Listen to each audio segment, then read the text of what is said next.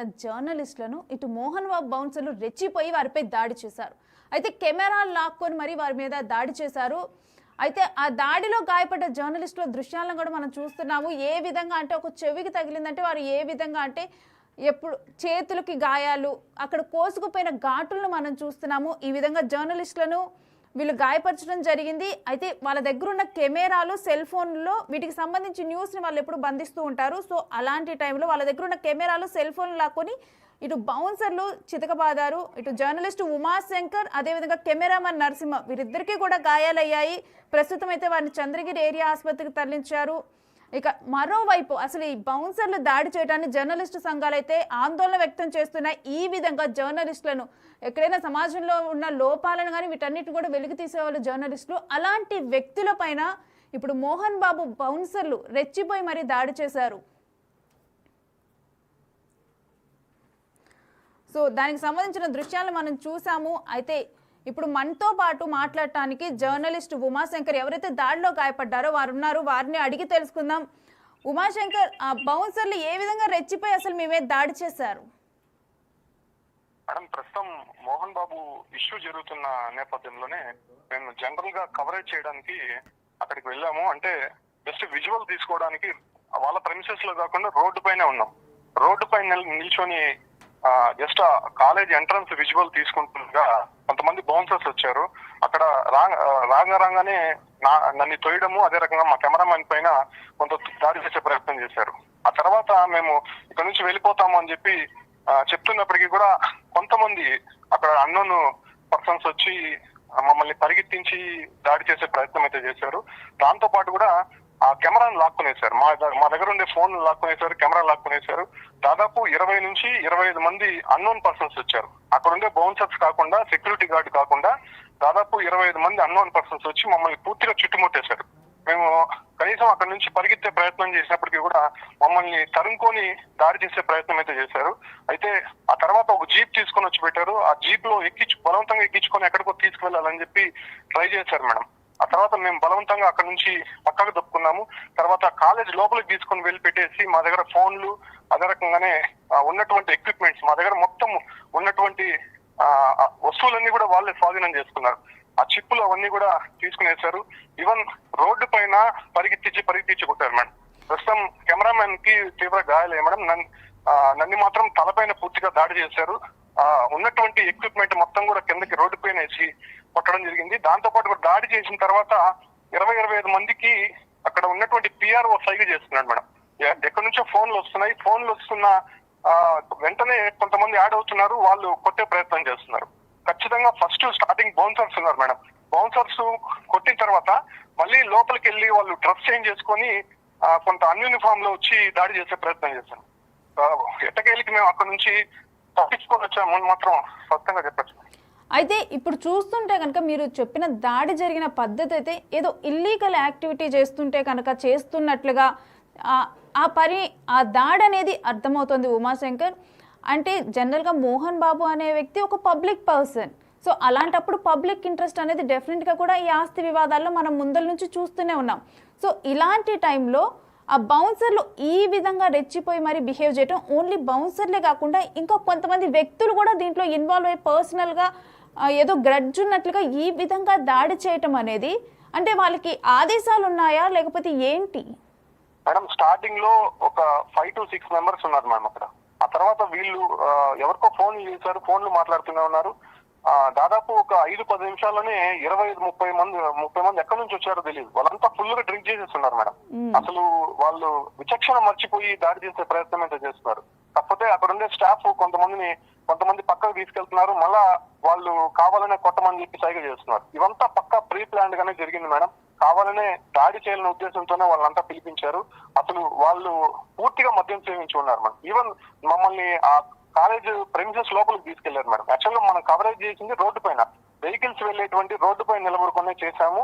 అది వాళ్ళ college premises కాదు, ఈవెన్ వాళ్ళకి సంబంధించినటువంటి ల్యాండ్ కాదు. సో అక్కడ నిలబడి మనం ఎవరైనా కవర్ చేయొచ్చు, బయటే ఉన్నాం. బట్ వాళ్ళు లోపలికి వచ్చి మమ్మల్ని తీసుకువెళ్ళిన తర్వాత కూడా కొంతమంది అన్నోన్ పర్సన్స్ మమ్మల్ని అక్కడ కూర్చోబెట్టి మరి నానా బూతులు తిడుతున్నారు. అక్కడ నుంచి మీ ఇంటికి వచ్చి దాడి చేస్తాము, మిమ్మల్ని చంపేస్తాము అన్నట్టుగానే వాళ్ళు బిహేవియర్ అనేది అక్కడ కనిపించింది. కనీసం మా ఫోన్లు అడిగాం మేడం. మేము మా వాళ్ళు ఫోన్ చేయాలి, ఫోన్లు ఇమ్మంటే కూడా మా ఫోన్లు పూర్తిగా లాక్కునేశారు. దాంతో పాటు కూడా కెమెరాను ఆ బ్యాగ్ మొత్తం కూడా ధ్వంసం చేసేశారు. రోడ్డు పైన ఎట్లా అంటే పరిగెత్తించి మా కెమెరామెన్ అయితే చాలా దాడి చేశారు మేడం. అంటే మీరు చెప్పారు పిఆర్ ఒకళ్ళు సైగ చేస్తున్నారు అని చెప్పారు. అంటే ఇవన్నీ కూడా పిఆర్ ప్రోద్బలంతో ప్రీ ప్లాన్డ్ గా జరిగాయి అనుకోవచ్చా? పక్కా మేడం. ఇది ఈవెన్ అక్కడ ఉండేటువంటి మెయిన్ హెడ్స్ ఎవరైతే ఉంటారో వాళ్ళందరూ కూడా ఫోన్ లో మాట్లాడుతూనే ఉన్నారు. ఈవెన్ ఎవరన్నా మాట్లాడితే కనీసం వాళ్ళు అక్కడ కొట్టడం ఆపేయాలి, లేకపోతే మాతో వచ్చి మాట్లాడాలి మేడం. అసలు మాతో మాట్లాడే ప్రయత్నం చేయలేదు. అక్కడ నుంచి ఫోన్లు వస్తానే ఇంకా వాళ్ళు ఎక్కువ దాడి చేసే ప్రయత్నం చేస్తున్నారు. కొంతమంది ఎక్కడి నుంచి వస్తున్నారో తెలియదు కానీ రోడ్ సైడ్ నుంచి అటు సైడ్ నుంచి మేము మా కెమెరామెన్ అయితే అక్కడ నుంచి పరిగెత్తే ప్రయత్నం చేశాడు. ఇంకా అతని పైన చంపే ప్రయత్నం చేశారు మేడం. పరిగెత్తే ప్రయత్నం చేసినప్పటికీ కూడా అతన్ని వెంబడించి మరీ కొడుతున్నారు వాళ్ళు. అసలు అయితే మీ దగ్గర నుంచి కెమెరాస్ సెల్ ఫోన్లు లాక్కున్నారన్నారు, వాటిని ధ్వంసం చేయడం జరిగిందా? ప్రెసెంట్ మీకు హ్యాండ్ ఓవర్ చేశారా? ధ్వంసం అయిపోయాయి మేడం. అవన్నీ పూర్తిగా ధ్వంసం అయ్యాయి. కెమెరా బ్యాగు, ఈవెన్ కెమెరా, మా దగ్గర ఉన్నటువంటి లోగో అన్ని రోడ్డుకేసి కొడుతున్నారు మేడం ఈవెన్ వాళ్ళు. ఓకే, అంటే వాళ్ళు ఏదో గ్రడ్జ్ ఉన్నట్లుగా అలా బిహేవ్ చేయడానికి వెనకాల ఏమైనా కారణాలు ఉన్నాయంటారా ఉమాశంకర్? ఎందుకంటే గతంలో మనం దాడులు జరగటం ఒక ఇన్సిడెంట్ అప్పుడు జరుగుతుంటాయి, కానీ ఇది ఎలా ఉందంటే ఏదో అవతలి వ్యక్తి మీద కక్ష ఉన్నట్లుగా ఏదో జర్నలిస్టులు వెనక ఈ విధంగా పడి దాడి చేయటం ఏమంటారు మీరు? మేడం ఒకటి మేడం, అక్కడ ఉండే వాళ్ళు ఎవరో నాకు తెలియదు మేడం. జస్ట్ మేము కవరేజ్ లో భాగంగా ఎక్కడికైనా మనం వెళ్తాము, జస్ట్ అక్కడ ఉన్నటువంటి సీను అదే రకంగానే జరిగినటువంటి ఇష్యూస్ అన్ని చెప్పుకుంటూనే మనం అక్కడ మాట్లాడే ప్రయత్నం చేస్తాం, లేకపోతే విజువల్స్ అనేది తీసుకుంటుంటాం. బట్ మేము అక్కడ కాలేజ్ ప్రెమిసెస్ లో ఎక్కడ అడుగు పెట్టలేదు. ఈవెన్ మీరు అక్కడ సీసీ ఫుటేజ్ కూడా చూస్తే కాలేజ్ ప్రెమిసెస్ లో మేము ఎక్కడ అడుగు పెట్టలా. ఈవెన్ మేము కాలేజీకి బయట వెహికల్స్ వెళ్ళేటువంటి రోడ్డు పైన ఉన్నాం. రోడ్డు పైన ఎవరైనా తీసుకోవచ్చు మేడం. ఏదైనా ఇష్యూ జరిగితే ఖచ్చితంగా మేము బయట నుంచి కవర్ చేస్తూ ఉంటాం. అసలు మేము అడిగాం. మేము రోడ్డు పైన తీసుకుంటున్నాం, మీకేంటి సమస్య? ఇలాంటి ఇష్యూస్ అదే రకంగానే మీ కాలేజ్ గురించి ఎన్నో అక్కడ ఫంక్షన్స్ జరిగినప్పుడు కానీ, లేకపోతే స్టూడెంట్స్ కి సంబంధించినటువంటి కొన్ని ప్రోగ్రామ్స్ జరిగినప్పుడు మేము తీసుకున్నాం కదా. సో ఇప్పుడు ఎందుకు మీకు ఇష్యూ వచ్చింది? అయినా ఇక్కడ ఇష్యూ అనేది ఇక్కడ ఒకటే కాదు కదా, మొత్తం 2 తెలుగు రాష్ట్రాల్లో దాదాపు 2-3 రోజుల నుంచి జరుగుతున్నటువంటి ఇష్యూ. బట్ మేము రోడ్డు పైన నిల్చొని కవరేజ్ చేస్తాం కదా, అంత మంది వచ్చి దాడి చేయాల్సినటువంటి అవసరం ఏమొచ్చింది? అంటే దీనికి ముందల చెప్పండి మమ్మల్ని కావాలని మట్టి పెట్టడానికి చూశారు మేడం. అక్కడ వాళ్ళు ఏ ఇంటెన్షన్ తో వచ్చారో, ఎవరు వాళ్ళకి ఆదేశాలు ఇచ్చారో మాకైతే తెలియదు మేడం. బట్ పై నుంచి మాత్రం ఫోన్స్ వస్తూనే ఉన్నాయి మేడం. అసలు అక్కడ మేము చేసింది ఏంటి? వాళ్ళు అంతమంది వచ్చి ఇంటెన్షన్ గా మా పైన దాడి చేయడం ఏంటి? అసలు నిజంగా ఆశ్చర్యంగా ఉంది. కొంతసేపటికి మేము షాక్ లో ఉన్నాం. మనం చేసిన పని ఏంటి? జస్ట్ విజువల్స్ తీసుకుంటా అంటే వీళ్ళు ఇంతలా వచ్చి దాడి చేస్తున్నారు ఏంటి అని, అంటే మాకు కొంత ప్రాణభయం అనేది అక్కడ కనిపించింది మేడం. వాళ్ళు బిహేవ్ చేసేటువంటి తీరు చూస్తే కంప్లీట్ గా మా ఫోన్లు, మా జోబులు ఏమున్నాయి లాక్కునేశారు. అక్కడ ఉన్నటువంటి వాటితో ఎట్టంటే కొడుతున్నారు మేడం వాళ్ళు.